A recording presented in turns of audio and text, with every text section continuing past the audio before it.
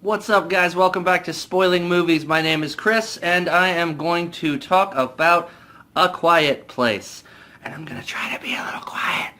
That way, there's never creatures. There's something here. Shh. I'm going to be spoiling the shit out of the movie, telling you everything that happens, going bit by bit, and so here we go. It starts on day 89. We don't know what this is the 89th day of, but I would assume some sort of apocalyptic event has happened. There's a kid running around inside this little convenience store. You see the silhouette of the kid running, and then you see another little girl kind of following behind. There is a mother character in there also. She is very quietly picking up bottles of pills to help another child that is sitting behind a counter and just kind of having something's going on. She's getting pills, she's giving it to the kid, everybody's being very quiet. One of the little boys grabs a toy rocket thing off the shelf and is he wants to play with it and everything. The little girl's like, shh, it's okay, just be quiet. You see a little girl and little boy talking about the rocket. He had drawn a little rocket thing on the ground. They're using sign language. I don't know how to do sign language, so I'm just going to do that. But they're doing sign language because everybody's got to be quiet. When the little kid is grabbing for the rocket, it starts to fall off the shelf, and one of the older kids comes out and grabs it. And it's like, whew. So there are subtitles, by the way, not for the entire thing, just for when they're doing sign language because they got to be quiet. Other times they're kind of whispering or they're talking behind something that's louder.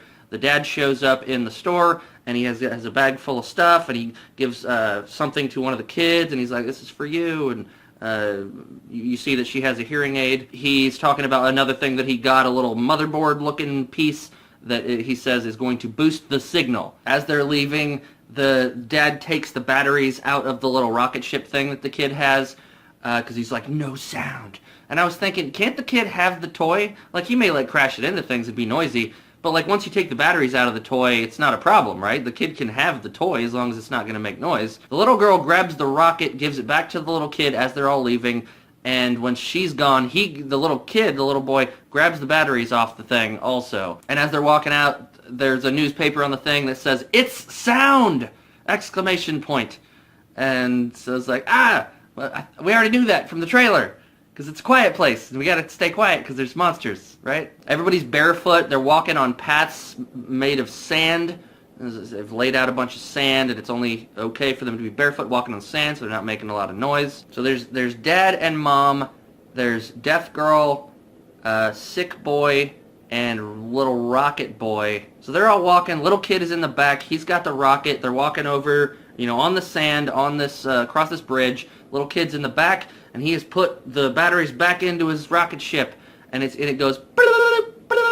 The family turns around, they're like, no, what's going on? The deaf girl doesn't even know what's going on behind her, but little kid is about to get attacked, and the family, John Krasinski or whatever his name is, he's running, he's like, no, he's coming toward the child, and the kid's like, wee, with the rocket ship, and then a monster comes out of the woods and goes, snatch! Now you're dead, or if he went, here's the child I'm gonna eat now. I don't really know the motivations, but that kid is gone now, and the family is devastated. Then cut to day 472. The little deaf girl is there, and I was thinking, what use is that hearing aid if you have to be quiet anyway? You're not really gonna be hearing anything, but I guess it'd be beneficial to hear if the creatures are coming or something. They show a room with a lot of surveillance equipment and lots of screens and a dry erase board that has things about the creatures, when did they appear, what are their weaknesses, what do they do, how many are there, and it says confirmed 3. So they only have confirmed that there's 3 of these things so far. The dad's going beep beep beep beep beep beep beep. He's trying to send out SOS, and he's crossing off things off a list of different countries that he's tried SOS for. So this is a global event. One of the little boys is in their truck.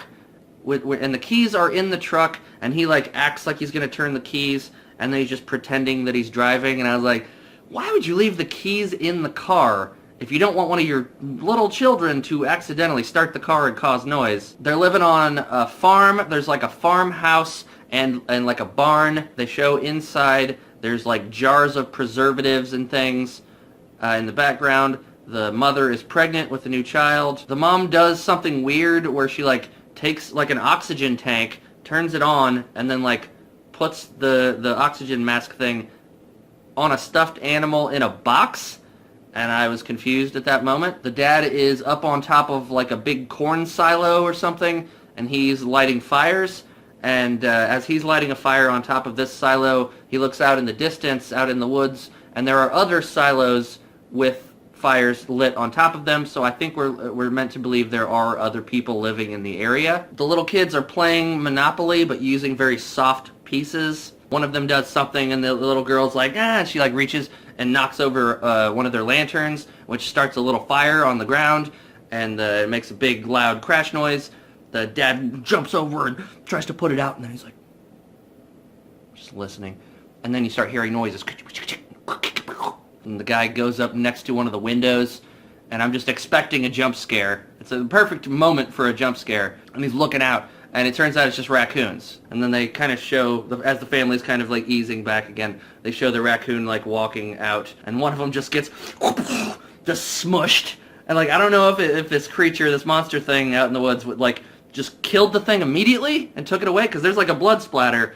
But like, did he take it? Did he eat it? Do they eat these things? The dad's trying to fix the little girl's hearing aid. He's got equipment, and he's he's in his basement in the where all the surveillance stuff is. Day 473.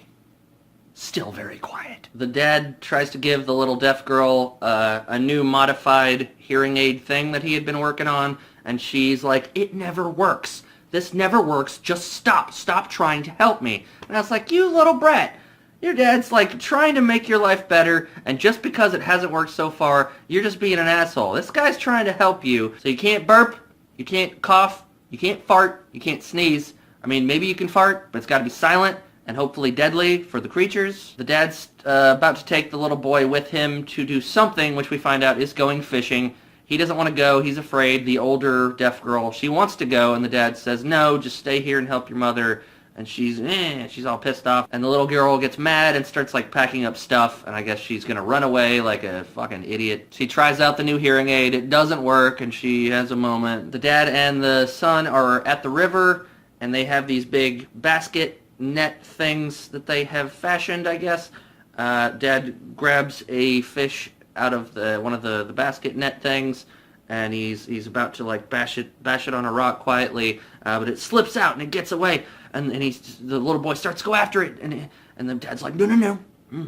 Smaller sounds are okay as long as there's a bigger sound that's above it. The river's very loud. These little noises that we are making are not that big of a deal. When the dad and the boy are coming back from their fishing adventure, they come across an old man, and he's standing there looking weird with a weird look on his face. And then the camera like pans down, and you see an old woman.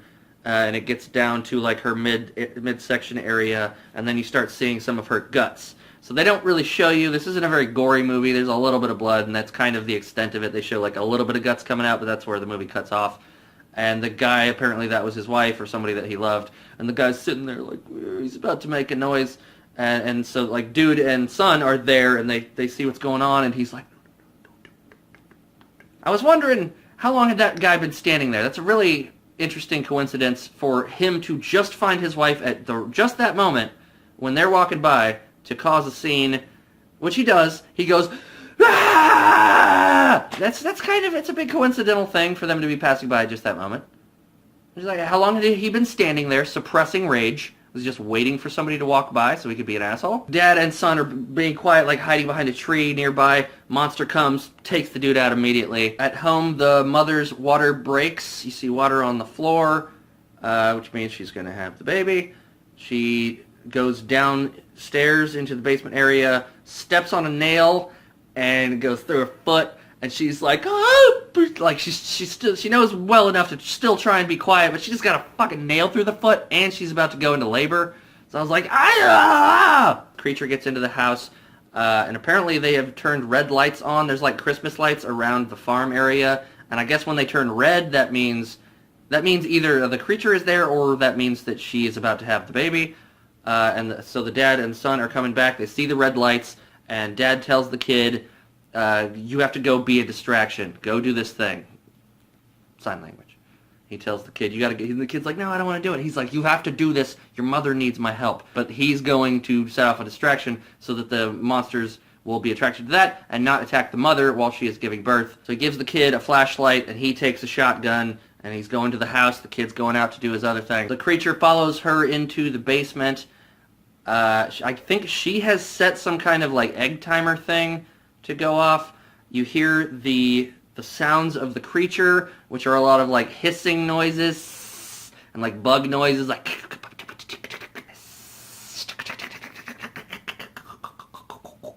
you see that when the creatures are trying to listen to the noise, they open up like a part of their head. You see, like inside with their giant, I want to call it like a cochlea or something, the ear canal, something inside the ear, cochlea maybe, I don't know. The egg timer thing goes off. The creature, instead of going after her, goes after the timer, and he's freaking out. Sound is bad. The kid gets out to his distraction place, sets off the fireworks, and it's a big bunch of fireworks, like a lot of them, like pew, bunch of shit going off. The mom which is good because that distracts the creature. Mom starts screaming. She's giving birth to the baby, and she can't help it. She's screaming her ass off. Woman gives birth to the child, and it's a very quiet baby. That was a concern of mine. I was like, you're giving birth. That's going to be a loud-ass baby. Your birth is going to be loud, but they had already planned for the loud birth and the loud baby. The boy that set off the distraction sees one of the monsters is like coming toward him because he's on his way back. He had just set off the distraction thing. Monsters are coming this way to see what the sound was,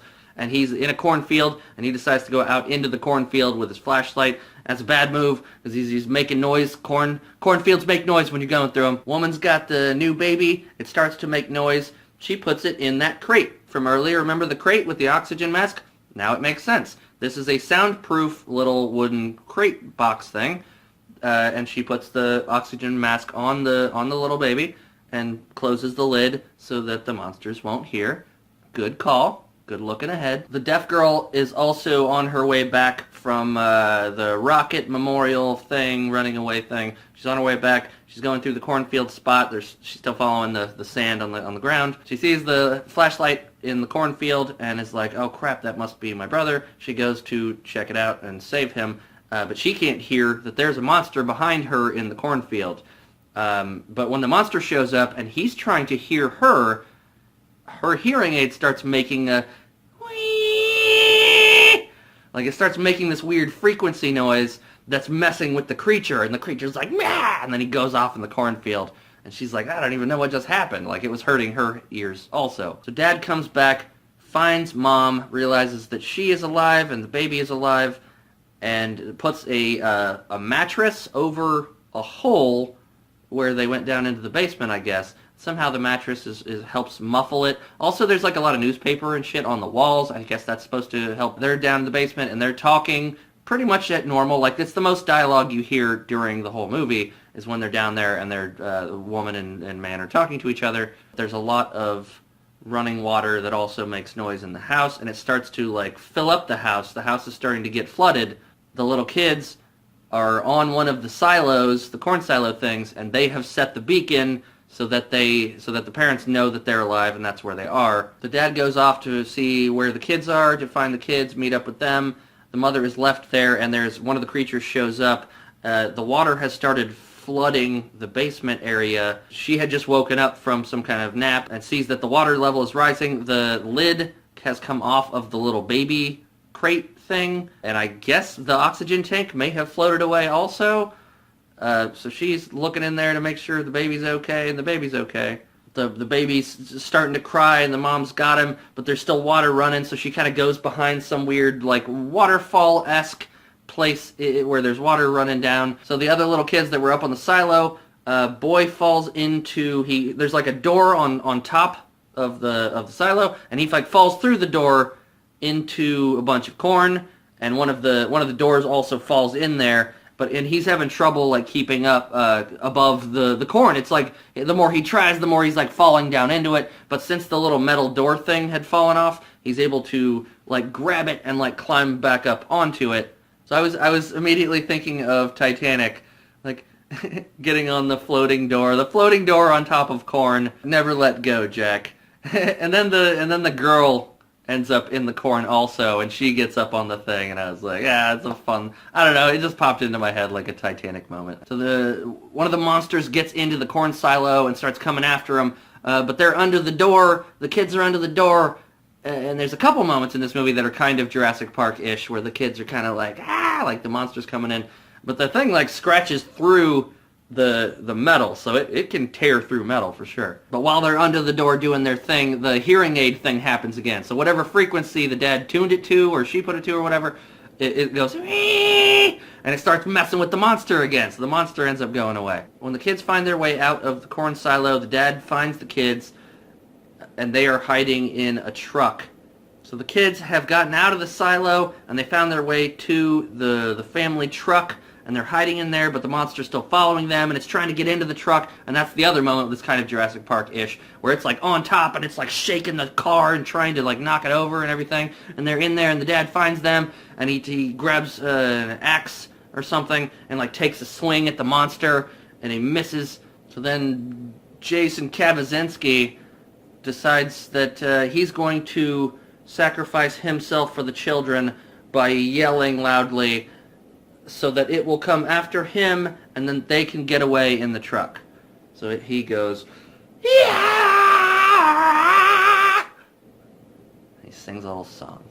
He doesn't sing a song, but he makes a loud noise. And they attack him, and Dad is dead. And they have gotten away in the truck, which I thought at first they had started the truck, and I was like, wouldn't that make a lot of noise? But I think they actually had the truck in neutral and were just rolling down the path to where the house was. So little girl and boy get back to the farmhouse, go down into the basement area where the dad has been, where all the surveillance stuff is, and the little girl sees that the dad has been working on a whole big pile of hearing aids to try and help her, and the monsters get down there. And immediately I was like, when the monster opens one of the little things on its head to like hear you, shoot it in its exposed ear. Because even on one of those little dry erase boards, it says, like, do they have armor? It says, like, armor or something. So they have, like, strong skin or armor or whatever. But when they open their heads up to hear shit, they're vulnerable. So the mom has a shotgun, and they're in the basement. Monster's there.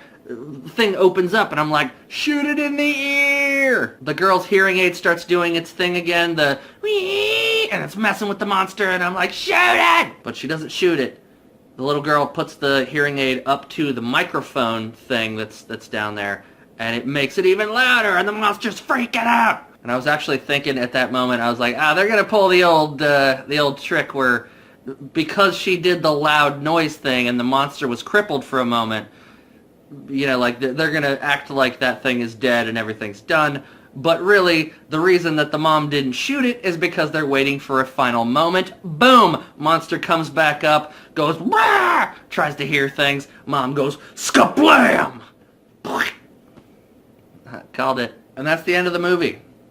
I was wondering how the little girl knew how to use those machines. She had never been down there before, did not know how to use them. She just kind of like messed with a dial and then put her hearing aid thing up to it and somehow knew that would work. There's a lot of questions. This is actually a really well-made movie of this type.